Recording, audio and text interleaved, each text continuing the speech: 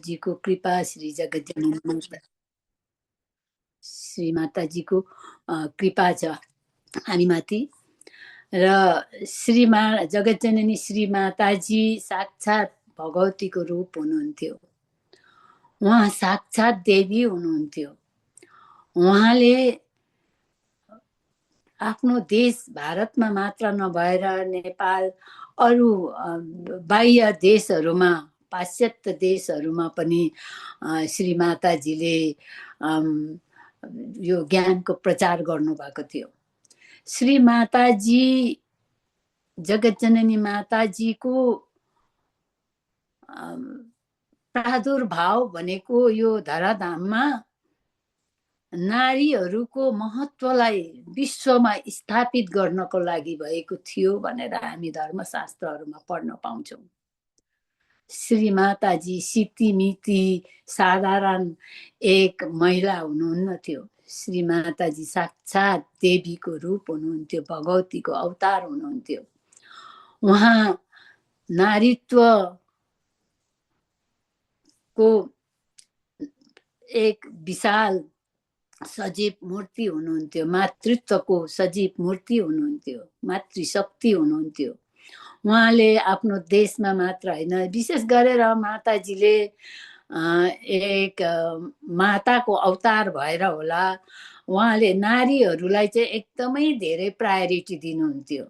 आफ्नो देशमा मात्र नभएर देश विदेशका नारीहरूप्रति माताजी अति नै दयालु हुनुहुन्थ्यो।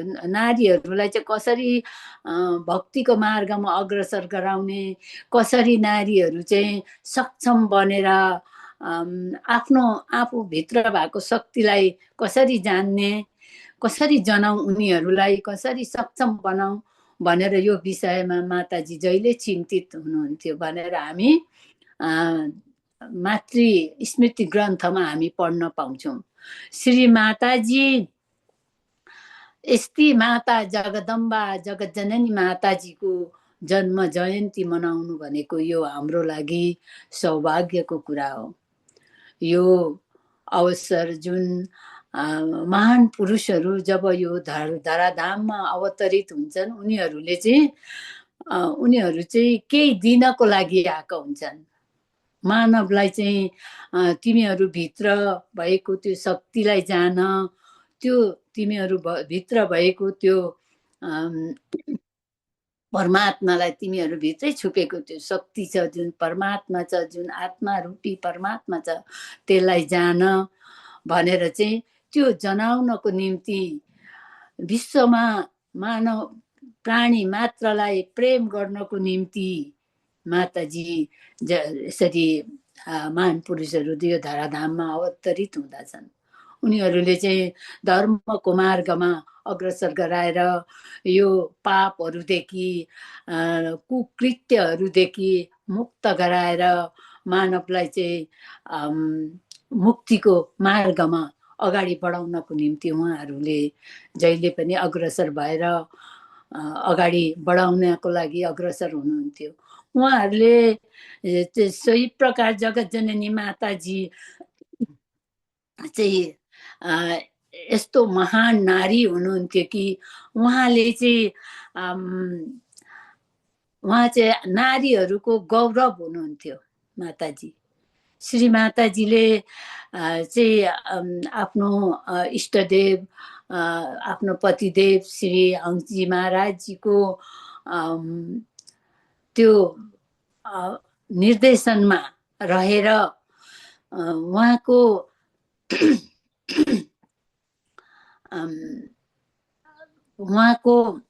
आदेशलाई जहिले पनि पालना गर्नुहुन्थ्यो र उहाँले कति दुःख कष्टहरू सहेर भए पनि देश विदेशमा यो ज्ञानको प्रचार गर्नुभएको थियो।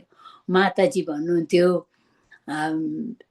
यो सद्भावना सम्मेलन हुन्छ जति पनि, यो सद्भावना सम्मेलन भनेको चाहिँ यो धर्मको मार्गमा मानव मात्रलाई अगाडि बढाउनको निम्ति यो भएको हो। यो मञ्चहरू, यस्ता खालका सद्भावनाका मञ्चहरू धेरैभन्दा धेरै हुन्छन् विश्वमा भइरहेका हुन्छन्।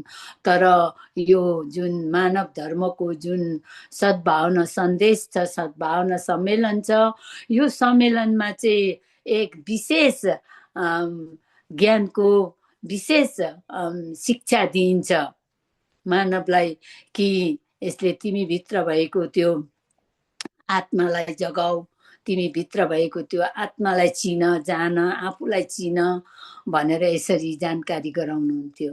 र श्री माताजीको त्यो उहाँले दिनुभएको प्रेरणा, उहाँले दिनुभएको त्यो ज्ञानको स्रोत त हामी कहिले पनि बिर्सिन सक्दैनौँ। हामीले त्यसलाई धारण गर्नु, त्यसैलाई पालना गर्नु पर्दछ। सरी, धारणा भने पालना गर्नु पर्दछ। हामीले श्री माताजीले जुन प्रकारले दुःख कष्ट सहेर गाउँ गाउँ घर गाउँ सबैतिर प्रचार गरेर हिँड्नुहुन्थ्यो। हिँडेर जानु नसक्ने ठाउँमा पनि माताजीलाई डोलीमा बोकेर भक्तहरूले पुर्याउनुहुन्थ्यो। त्यो डोलीमा पनि सजिलो हुँदैन नि त, उहाँको शरीर अलिकति ठुलो मोटो हुनुहुन्थ्यो, कति दुख्थ्यो होला, कति अप्ठ्यारो हुन्थ्यो होला, र पनि माताजी जहाँ पनि पुग्नुहुन्थ्यो, जहाँ पनि। हामी त्यो मातृ स्मृति ग्रन्थ पढ्यौँ भनेदेखि हामीलाई त्यो माताको बयान, माताको कार्यहरू,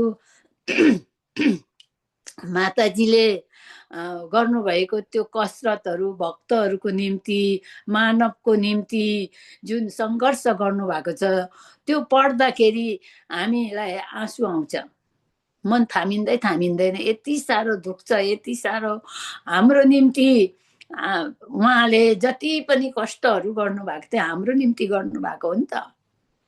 हामीलाई सत्मार्गमा अगाडि बढाउनको निम्ति, सत्मार्गमा हिँडाउनको निम्ति कसरी चाहिँ मानवको उत्थान गरौँ, मानवलाई कसरी चाहिँ भक्तिको मार्गमा अगाडि बढाउँ भनेर जहिले पनि त्यसैमा लागि पर्नुहुन्थ्यो माताजी।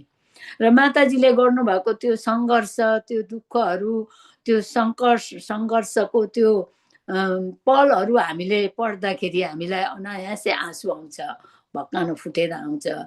त्यो सहनै सकिँदैन, त्यस्तो सङ्घर्ष गर्नुभएको छ माताजीले। श्री माताजीले भन्नुहुन्थ्यो, हेर नारीहरूलाई विशेष गरेर सम्झाउनुहुन्थ्यो, पहिलो गुरु भनेको घरको आमा हुन्छन्, जननी हुन्छन्।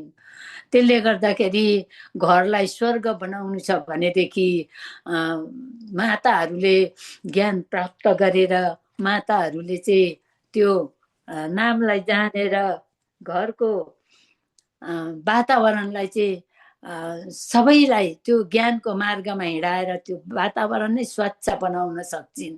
त्यसकारण तपाईहरूले सम्पूर्ण नारीहरूले आफ्ना बालबच्चाहरूलाई आश्रममा लानुहोस्, आश्रममा लगेर सत्सङ्ग सुनाउनुहोस्, सत्सङ्ग सुन्ने त्यो अवसर नानीहरूलाई, बालबालिकाहरूलाई प्रदान गर्नुहोस्। उनीहरूले त्यो सत्सङ्ग सुनेर लगे सानै बच्चादेखि भनेदेखि उनीहरूको मनस्थितिहरू कुबाटोमा जाँदैन, कुभाव कुविचारहरूतिर ढल्किँदैन। उनीहरू पनि भोलि गएर ज्ञानी हुन्छन्, भक्तिको मार्गमा अगाडि बढ्न सक्छन्, हिँड्न सक्छन् भनेर चाहिँ यसरी सम्झाउनुहुन्थ्यो। प्रत्येक आमाहरूले लोरी पनि बच्चालाई सुताउँदाखेरि लोरी पनि भक्तिको गाइदिनु अरे, भजन गाएर सुनाउने अरे, जुन भजनले चाहिँ बच्चाहरूको विचारलाई, बच्चादेखि सुनेर आएको कुराहरू चाहिँ उनीहरूलाई त्यसले चाहिँ सत्मार्गमा हिँड्ने प्रेरणा मिलोस् अरे। हामीलाई पनि बच्चा हुँदाखेरि आमाहरूले बताउनु भएको कथाहरू हुन्थ्यो नि, दन्ते कथाहरू सुनाउनुहुन्थ्यो। आमाहरूले हामीलाई पूजातिर लगेर जानुहुन्थ्यो, पुराणतिर लगेर जानुहुन्थ्यो। त्यति बेला हामीलाई पनि त्यो मार्गमा त्यसरी हिँड्नु पर्ने रहेछ भनेर पछि गएर हामीलाई पनि आमाहरूले पूजा गरेको ठाउँमा गएर, आरती गरेको ठाउँमा गएर हामी पनि बस्थ्यौँ। अनि हामीलाई पनि पूजा गर्ने त्यो प्रेरणा भनेको हामीले नि आमाबाट सिकेको हो नि त, घरबाट। घरबाट जसको घरमा आमा बाबुहरू धार्मिक हुन्छन् उनीहरूले चाहिँ उनीहरूको बच्चालेदेखि नै धार्मिक प्रवृत्तिको भएर आउँछ। किनभने जबसम्म घरमा एउटा सिन्के धूप जल्दैन, घरमा एउटा दियो जल्दैन, भगवानको स्तुति हुँदैन, भगवानको आराधना हुँदैन, जुन घरमा भगवानको सत्सङ्ग हुँदैन, जुन घरमा भगवानहरूको वचनहरू गुणानुवादहरू हुँदैन, त्यो घरमा भूत प्रेतको बास हुन्छ भनेर चाहिँ हामीलाई धर्मशास्त्रमा बताएको छ भने हाम्रो जगतजननी माताजीले पनि यो कुरालाई हामीलाई पटक पटक दोहोऱ्याएर बताउनु भएको छ। उहाँले भन्नुभएको छ, हेर तिमीहरूले नानी बच्चाहरूलाई हमेसा लोरी सुनाऊ, भजन भक्तिको लोरी सुनाऊ, भजन गाएर सुनाऊ, कीर्तन गाएर सुनाऊ, त्यसले उनीहरूको मनस्थिति बदलेर जान्छ भनेर। त्यसकारण हामीले हाम्रा युवा बालिकाहरूलाई हल्ला गर्छन्, उनीहरूले जान्दैनन्, उनीहरू अबोध बालकहरू हुन्छन्। कतिजनाले चाहिँ हल्ला गर्छन्, डिस्टर्ब हुन्छ भनेर पनि लाँदैनन्। तर होइन, बच्चाहरूलाई आश्रम लाने, सत्सङ्ग सुनाउने, सन्तको सानिध्यमा आफूले गरेको सेवा, आफूले गएर गुरुचरणमा नतमस्तक भएको उनीहरूले देख्छन्, सन्तको चरणमा नतमस्तक भएको उनीहरूले देख्छन्, चरण परेको सेवा गरेको देख्छन्। काहीँ त्यता केही फोहोर मैलाहरू छन् भने टिपटाप पारेर त्यहाँ सफा गरेको देख्छन्। निरन्तर आश्रम गइरह्यो भनेदेखि के हुन्छ भन्दा बच्चाहरूलाई पनि त्यो सबै कार्यहरू उनीहरूले देख्छन्। त्यही हो नि त संस्कार भनेकै। त्यसरी संस्कार हामीले बच्चाहरूलाई दिनुपर्छ। अब पहिला हाम्रो जमानामा हामी बच्चा हुँदाखेरि मानव धर्म हामीले सुनेनौँ, हामी त्यस्तै रिमोट ठाउँतिर जन्मेका हौँ। त्यही भएर त्यहाँ पछि 20-25 वर्षको उमेरतिर थाहा पायौँ कि मानव धर्म भन्ने पनि एउटा धर्म रहेछ भनेर। र त्यसरी हामीले सन्तको सानिध्यहरू पाएनौँ, तर पनि हाम्रो प्रवृत्ति धार्मिक थियो। किनभने हामीलाई माता पिताले त्यो संस्कार दिनुभएको थियो नि त, हामीलाई यसरी धर्म गर्नुपर्छ। घरमा पूजा आराधना हुन्थ्यो, भगवतीको सप्तशती पाठहरू नवरथामा, दसैँको बडा दसैँको नवरथामा सप्तशतीको पाठहरू हुन्थ्यो, गर्नुहुन्थ्यो। अनि त्यसरी घरमा सत्यनारायणको पूजा लगाउनुहुन्थ्यो, बेला बखतमा पुराणहरू हुन्थ्यो, गाउँघरमा हुन्थ्यो, सार्वजनिक पुराणहरू हुन्थ्यो। त्यस्ता ठाउँतिर हामीले जाने अवसर पाउँथ्यौँ। अनि त्यसो गर्दा गर्दा गर्दा हाम्रो प्रवृत्ति नै के भयो त भन्दाखेरि धार्मिक प्रवृत्ति बन्दै गयो र धर्मप्रति आस्था राख्ने हाम्रो विचारहरू बढ्यो। तर अहिले कतिवटा अब आमा बुवाहरूले उनीहरूको बेला होइन, अहिले पढ्नुपर्छ, उनीहरूलाई डिस्टर्ब हुन्छ, उनीहरूको पढाइमा डिस्टर्ब हुन्छ भनेर पनि पछि पारिरहनु भएको हुन्छ। विदेशतिर त झन् अब माहौलै छैन। सत्सङ्ग घरमा सत्सङ्ग गर्ने आश्रमहरू एकदमै दुर्लभ हुन्छ यहाँनिर। जस्तो अब हाम्रो अस्ट्रेलियामा एउटा सिडनीमा मात्रै छ। हामी जबरजस्ती घरमा सत्सङ्गहरू गर्ने गर्छौँ। अनि अब घरमा हामी अहिले सन्त पनि हुनुहुन्न र पनि हामी घरमा प्रेमी सत्सङ्गहरू गर्छौँ। जुमद्वारा, वाट्सएपद्वारा सन्त महात्माहरूलाई नेपालबाट, इन्डियाबाट जोडेर हामी सत्सङ्गहरू गर्ने गर्छौँ। तर अब कतिवटा ठाउँमा त्यो सुलभ छैन, त्यो सुविधा। तर अब नेपाल, इन्डियातिर भनेको त अब त्यो उहाँहरू त सौभाग्य पनि अति करोडौँ भाग्यवान हुनुहुन्छ।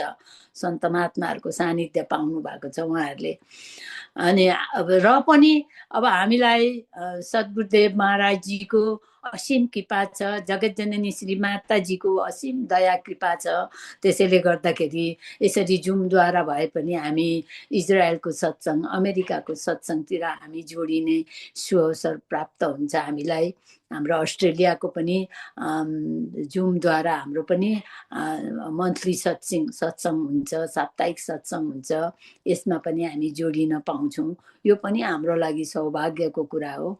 र यसै गरी जगतजननी माताजीले जुन ज्ञानको बारेमा जग्गा जग्गामा गएर प्रचार गर्नुभएको थियो, उहाँ आफू स्वयं गृहस्थ आश्रममा हुनुहुन्थ्यो र पनि उहाँले आफ्नो पतिव्रता धर्म, आफ्नो गृहस्थ धर्मलाई पालन गर्दै भए पनि देश विदेशमा गएर यो ज्ञानको प्रचार गर्नुभएको थियो। जुन ज्ञानद्वारा मानवको कल्याण होस्, मानवको ले चाहिँ सुमार्गमा हिँड्न सकोस्, मुक्तिको मार्गमा हिँड्न सकोस्, यो ज्ञानलाई जानेर आफ्नो आत्माको उत्थान गर्न सकोस् भनेर माताजी जोड दिनुहुन्थ्यो। विशेष गरी माताजी आमा दिदीबहिनीहरूप्रति धेरै सजग गराउनुहुन्थ्यो आमा दिदीबहिनीहरूलाई कि तिमीहरू चाहिँ गृहिणी मात्र नभएर तिमीहरू साक्षात् देवी हौ भन्नुहुन्थ्यो। माताजी भन्नुहुन्थ्यो नारी चाहिँ मातृत्वको शक्ति हो, तिमीहरू चाहिँ देवी हौ, किनभने तिमीहरूमा अगाध शक्ति छ। त्यो आफूभित्र भएको शक्तिलाई जान। तिमीहरूले चाह्यौ भने घरलाई स्वर्ग बनाउन सक्छौ। तिमीहरूले सत्मार्गमा हिँडेनौ भने घर नर्क बन्छ। छोराछोरीहरू लथालिङ्ग छताछुल्ल हुन्छन्, सारा परिवार बिग्रिन्छ। त्यसले गर्दा सजग हुनु भनेको माताहरू सजग हुनुपर्छ भनेर चाहिँ घरका आमा दिदीबहिनीहरूलाई, नारीहरूलाई चाहिँ धेरै धेरै प्रोत्साहन गर्नुहुन्थ्यो। र आज श्री जगतजननी माताजीको जन्म जयन्ती। श्री माताजी उहाँहरूले धेरै राम्रो कर्म गरेर जानुभयो, विश्वमा राम्रो कर्म गरेर जानुभयो र नै आज उहाँहरूको जन्म जयन्ती मनाइन्छ। नत्र भने कति नारी अरबौँ खरबौँ करोडौँ त्यो अनगिन्ती नारीहरूको उहाँहरू बितेर जानुभएको छ। त कसैको पनि त्यसरी जन्म जयन्ती मनाइँदैन। जुन महान पुरुषहरूले जुन कर्म गरेर जुन सन्देश छोडेर गएको छन् त्यसको अनुसरण गरेर हामीले जहिले पनि जीवनमा अगाडि बढ्नु पर्दछ। भक्तिको मार्गलाई अनुसरण गरेर अगाडि बढ्नु पर्दछ। प्रचार प्रसार आज यो जुमको माध्यमबाट भए पनि यो भक्तिको यो ज्ञानको प्रचार भइरहेको छ। यसरी नै हामीले निरन्तर आफ्नो आफ्नो पक्षबाट पनि हामीले सत्सङ्ग सुनाएर हुन्छ, अरूलाई सुनाएर हुन्छ, या त लेखेर हुन्छ। हरेक कार्यहरूद्वारा हामी यसको प्रचार गर्न सक्छौँ, अगाडि बढाउन सक्छौँ। हामी आफूले खाएको मिठो कुरो साथीभाइहरूलाई पनि बाँड्न सक्छौँ। यसकारण श्री जगतजननी श्री माताजीले देखाएको मार्गलाई अनुसरण गर्दै श्री माताजीले जुन कर्म गर्नको लागि, जुन भक्तिको मार्गमा अगाडि बढ्नको लागि हामीलाई प्रेरित गर्नुभएको छ, त्यसको सबैले सधैँ अनुसरण गरौँ। र श्री माताजीलाई को चरणमा कोटि कोटि दण्डवत प्रणाम गर्दै यो मेरो अगाडि बढिरहेको विचार